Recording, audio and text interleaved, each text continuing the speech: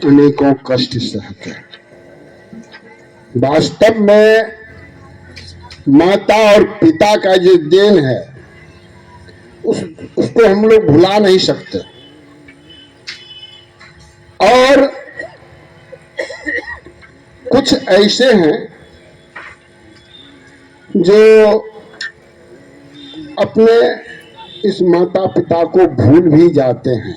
युग ऐसा है अभी।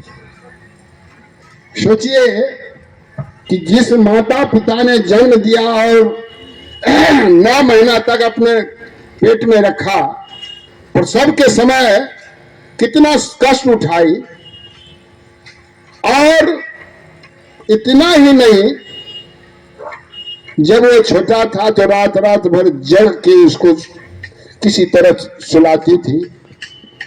उसके भींगे हुए पेशाब से पर वो सोती थी, खुद को सोती थी, और उस बच्चे को सूखे पर सुलाती थी।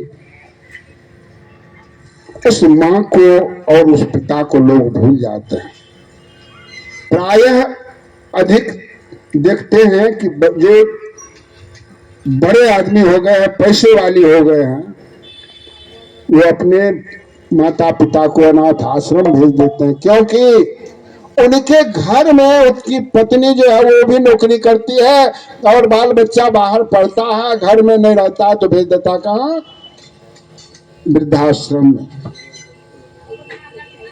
देखिए, इतना ही नहीं, रामायण तो सभी पढ़ते हैं।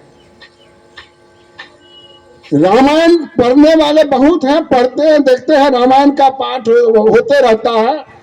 हमारे यहाँ तो धर्मशाला में महीना में एक बार जरूर हो जाता है, पूर्णिमा की पूर्णिमा।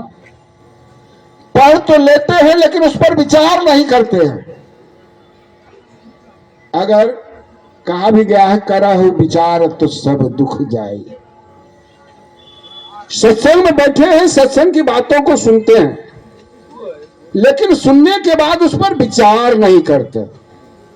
अगर रामायण की बात पर विचार करते तो देखिए कि राजा दशरथ को 3 पत्नियां और राम ऐसे पुत्र जिसको कि कैकेयी ने वनवास दिया। क्यों? अपने पुत्र स्वार्थ के लिए कि राम वनवास जाए और मेरा बेटा पुत्र जो भरत है वो राजगद्दी पर रहे। लेकिन धर्म तो देखिए उस पुत्र का, जो कि जैसे ही सुना और ननिहाल से लौट के आया तो माता भैया कहाँ, जैसे सुना